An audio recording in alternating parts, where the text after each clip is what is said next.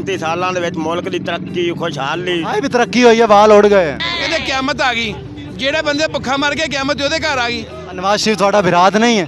ਚਾਚਾ ਜੀ महंगाई ਦੇ ਬਾਰੇ ਕੀ ਕਹਿਣਾ ਚਾਹੋਗੇ? महंगाई के बारे इमरान खान जड़ा है ना आवाम की सारा दिन में मजदूरी करना 500-400 रुपया कमाना पता नहीं लगता कि देगी यार कि दिन बिजली के बिल महंगे हर चीज़ महंगी आटा महंगा लून मरच हर चीज़ महंगी है तो एडी नालायक एडी बेकार हुकूमत कभी नहीं देखी। वो आंदे तब्दीली आ जासी। यह तब्दीली है कि बड़ा नाम है, कोई तब्दीली नहीं आती पाई।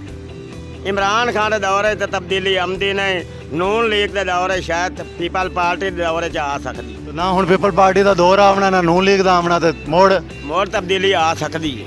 ਉਹਨਾਂ ਦਾ ਦੌਰ ਹੁਣ ਨਹੀਂ ਆਉਣਾ। इन्हें नून लीग का दौर आमना ਅੱਛਾ, आमना ਮੁੜ ਤਬਦੀਲੀ ਅਫਸੀ। बिल्कुल तब्दीली आ सकती है। नया पाकिस्तान एक लोगों को खाब विखावन वास्ते नया पाकिस्तान और सानू वो पुराना पाकिस्तान सही है। नवाज शरीफ ਤੁਹਾਡਾ ਵਿਰਾਤ नहीं है।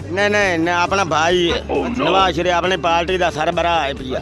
हाँ अच्छा बंदा है। ਬਚਪਨ ਵਿੱਚ ਤੁਹਾਡੇ ਨਾਲ ਖੇਡਦਾ ਤਾਂ ਨਹੀਂ ਹੈ? साडे नाल साडा क्लास फेलो है। ਅੱਛਾ, बिल्कुल ਤੁਹਾਡੇ ਨਾਲ ਪੜਦਾ ਰਹੀ ਹੈ? साडे नाल पढ़दा रही है। ਮੈਨੂੰ ਇੱਕ ਵਾਰ ਦੱਸਿਆ ਜੀ। 35 ਸਾਲ ਹਕੂਮਤ ਦੇ ਦੌਰਾਨ 35 ਸਾਲ ਉਸ ਹਕੂਮਤ ਕੀਤੀ ਹੈ ਨਾ ਉਸ 35 ਸਾਲਾਂ ਦੇ ਵਿੱਚ ਮੁਲਕ ਦੀ ਤਰੱਕੀ ਖੁਸ਼ਹਾਲੀ ਆਏ ਵੀ ਤਰੱਕੀ ਹੋਈ ਹੈ, ਵਾਲ ਉੜ ਗਏ। ਵਾਹ ਜੀ ਇਹ ਤਰੱਕੀ ਹੈ ਇਮਰਾਨ ਖਾਨ ਦੇ ਦੌਰ ਚੁੱਲੇ।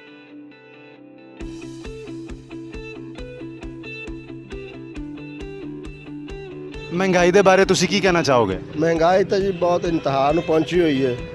ਮੁਲਕ ਹਰ ਕਿਸਮ ਦੇ ਬੁਰਾਨ ਦੇ ਹੋਇਆ ਹੈ, ਬੁਰਾਨ ਪੈਦਾ ਹੋਇਆ ਹੈ।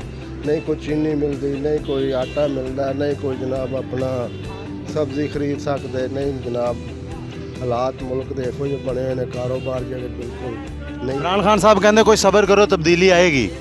ਤਬਦੀਲੀ ਕਿਆ ਆਣੀ, ਤਬਦੀਲੀ ਕੀ ਆਉਣੀ, ਦਲੀਲ ਹੋਣਾ ਹੈ, ਹੋਰ ਕੁਝ ਨਹੀਂ ਹੋਣਾ। ਜਿਹੜਾ ਵੀ ਹੁੰਦਾ ਹੈ ਇਹਨੇ 300-250 ਰੁਪਏ ਕਿਲੋ ਘਿਓ ਹੋਵੇ ਦੁਕਾਨ ਤੇ ਮੇਨ ਰੇਟ ਜਿਹੜਾ ਹੈ। ਵਿਆਹ ਕਰਾਉਣ ਦਾ ਮਕਸਦ ਕੀ ਹੈ? ਸ਼ਾਮੀ 700-1000 ਘਰ ਜਾਏਗਾ ਤੇ ਇੱਕ ਟਾਈਮ ਆਲੂ ਪਕੜੇ ਨੇ, ਕੁਛ ਨਹੀਂ ਬੰਦਾ ਗਰੀਬ ਆਦਮੀ ਖਾ ਸਕਦਾ। ਬੰਦੇ ਅਗਲੇ ਗੱਲ ਸੁਣਾਣਗੇ ਚੁੱਪ ਕਹਿੰਦੇ ਕਿਆਮਤ ਆ ਗਈ, ਜਿਹੜੇ ਬੰਦੇ ਭੁੱਖਾ ਮਰ ਕੇ ਕਿਆਮਤ ਉਹਦੇ ਘਰ ਆ ਗਈ। ਗਰੀਬ ਆਦਮੀ ਨੂੰ ਸਿਰਫ ਰੋਟੀ ਬੁਰਕੀ ਚਾਹੀਦੀ, ਇਸ ਤੋਂ ਇਲਾਵਾ ਗਰੀਬ ਆਦਮੀ ਦੀ ਕੋਈ ਖੁਆਇਸ਼ਾਤ ਨਹੀਂ। ਬੱਲਾ ਅਸੀਂ ਸੌਖੇ ਆ। ਆ ਕਿਤੇ ਕਰਿਆਨੇ ਵਾਲੀ ਦੁਕਾਨ ਤੇ ਜਾ ਕੇ ਮਹੱਲੇ 'ਚ ਬਹਿ ਜੀ ਨਾ, ਲੋਕ 20 ਰੁਪਏ ਦਾ ਘਿਓ ਲੈਂਦੇ ਨੇ, 20 ਰੁਪਏ ਦੀ ਚੀਨੀ ਲੈਂਦੇ ਨੇ। ਉਹਨਾਂ ਨੂੰ ਪਤਾ ਵੀ ਉਹ ਕਿਵੇਂ ਗੁਜ਼ਾਰਾ ਕਰਦੇ ਨੇ।